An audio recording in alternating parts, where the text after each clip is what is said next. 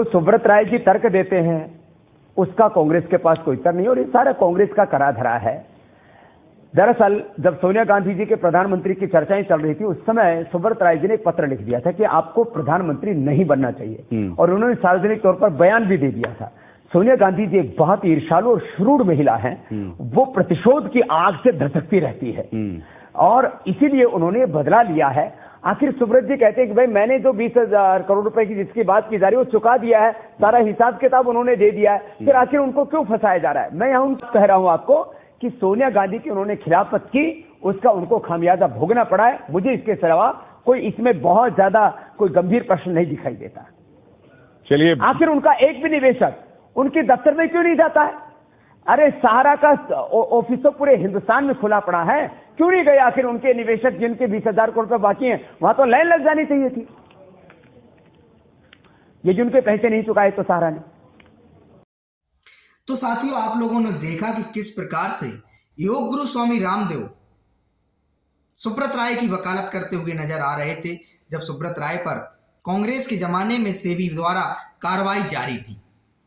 तो आज वो सुब्रत राय कहां चले गए हैं? आज तो निवेशक सड़कों पर घूम रहा है। कांग्रेस के जमाने में सड़कों पर निवेशक नहीं था। कहां है वो योग गुरु स्वामी रामदेव जिन्होंने सुब्रत राय की वकालत की थी?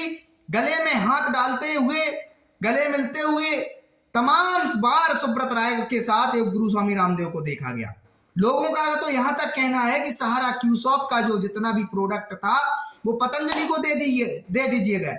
कुछ लोग तो यहां तक बताते हैं कि ओपी श्रीवास्तव का बेटा पतंजलि के अंदर एम्प्लॉय है, सीईओ है, जो कुछ भी हो, यहां तक लोग बात करते हैं।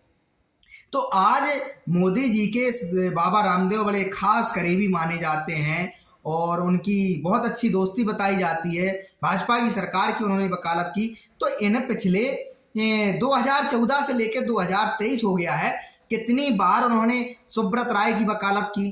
क्या सत्ता प्राप्त करने के लिए? केवल उस टाइम पे बाबा रामदेव इस प्रकार की बातें चर्चाएं कर रहे थे। आप लोगों ने देखा कांग्रेस की एक जो सांसद है सोनिया गांधी जी हैं और कांग्रेस की अध्यक्ष भी रही हैं, उन पे किस प्रकार से कहते हैं कि वो प्रतिशोध की आग में, और जो व्यक्ति प्रतिशोध की आग में जला कि नहीं जला, इस सब से देश के निवेशकों का कोई लेना देना नहीं। देश का निवेशक ये जानना चाहता है कि आप सुब्रत राय के साथ गलवैयां करते हैं, क्या कारण है? कौन सा ऐसा स्वार्थ है कि आपकी सुब्रत राय के साथ दोस्ती है? तो क्या ये षड्यंत्र रचा गया कि कुछ सहारा का पैसा क्यूसॉप के माध्यम से पतंजलि में चला गया? क्या निवेशकों का कुछ हिस्सा पतंजलि के पास है? आज इस बात पे क्यों चर्चा एक भी बार स्वामी रामदेव ने नहीं की? क्यों स्वामी रामदेव को नहीं दिखाई देता कि सहारा के निवेशकों का भुगतान नहीं मिल रहा है? क्यों सहारा के एजेंटों को दर दर भटकना पड़ रहा है? आप भगवा वस्त्रों में हैं, आपको उसका मान सम्मान रखते हुए तत्काल भारत सरकार से गुहार लगाई जानी चाहिए कि सहारा के निवेशकों की और सहारा के एजेंटों की इसमें कोई गलती नहीं है, उनका भुगतान दिलाइए। आप आइए आगे। मीडिया में क्यों आपने एक भी बार नहीं कहा कि नरेंद्र मोदी जी को सेबी के साथ कुछ सहारा के साथ कोई कंप्रोमाइज करना चाहिए, एक मौका सहारा को देना चाहिए, सुब्रत राय को देना चाहिए?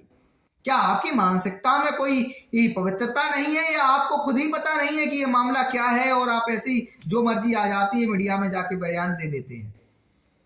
तो कहां हैं आप?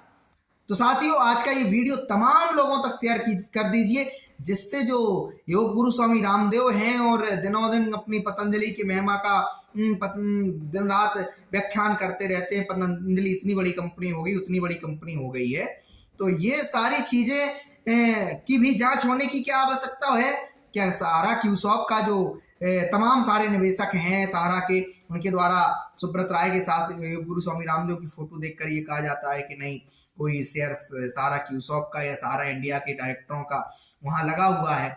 तो आज क्या ये जरूरत महसूस हो गई कि निवेशकों का भुगतान नहीं मिल रहा है, कि इस बात की भी जांच होनी चाहिए?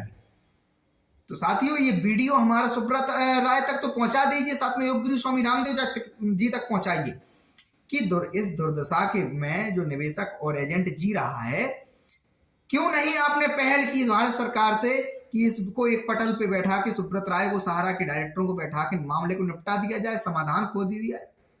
क्यों एक 1978 में पैदा हुई कंपनी को 40-45 साल चलने के बाद बर्बाद किया जा रहा है? बैठाइए ना, किसने रोका है? अरे निवेशक को तो इस बात से मतलब है कि उसका पैसा उसके जेब तक आ जाए, उसके घर तक उसका पैसा आ जाए जो उसने सहारा के अंदर लगाया। तो आप राष्ट्रभक्त होने की बात करते हैं, आप बहुत बड़ा अपने आप को, लोगों को जगाने का बीड़ा आपने जो उठाया है उसमें आप अपना योगदान दीजिए। 13 करोड़ लोग दर दर भटक रहे हैं, कीजिए मदद उनकी। दिक्कत क्या आ रही है?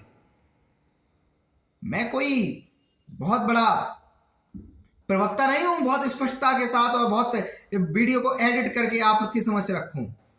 मैं आपके समझ सीधी सरल भाषा में बात इसलिए करता हूं कि निवेशकों का भुगतान इसलिए होना चाहिए कि उनका दर्द जो लोग देखते हैं और जिन्होंने उन निवेशकों की पीड़ा को करीब से समझा है, वो बहुत अच्छी तरीके से जानते हैं कि सहारा के एजेंट और सहारा के निवेशक पर क्या बीत रही है। शायद इससे सरकार बहुत वाकिफ नहीं है, नेता इस देश के वाकिफ नहीं है, भ्रष्ट और बेईमान अधिकारी इससे वाकिफ नहीं है।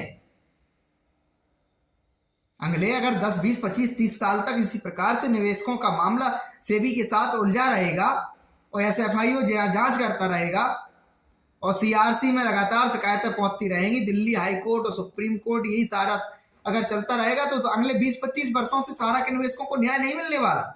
मर जाएंगे, चले जाएंगे, पैसा नहीं मिलेगा उनको। तो आप लोगों से इतनी सी विनती प्रार्थना है, योग गुरु स्वामी रामदेव जी तक पहुंचा दीजिए हमारी ये वीडियो। शायद उनके अंदर का स्वाभिमान जाग जाए और भारत सरकार के समझ जाके कहेंगे नहीं, अब आपको इस मामले पर सॉल्यूशन निकालना ही निकालना चाहिए।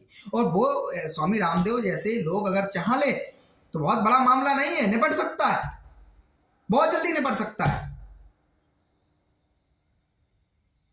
स्वामी रामदेव जी अगर चाह लें कि सहारा के निवेशकों का मामला भारत सरकार के समझ, मोदी जी की जाके समझ, अमित शाह जी के समझ जाके रखेंगे और ईमानदारी तरीके से चाह लें कि निवेशकों का भुगतान दिलाना है, तो 1 महीने के अंदर स्वामी रामदेव जी भुगतान दिला सकते हैं। पहुंचा दीजिए हमारा ये वीडियो। बहुत बहुत धन्यवाद आप सब।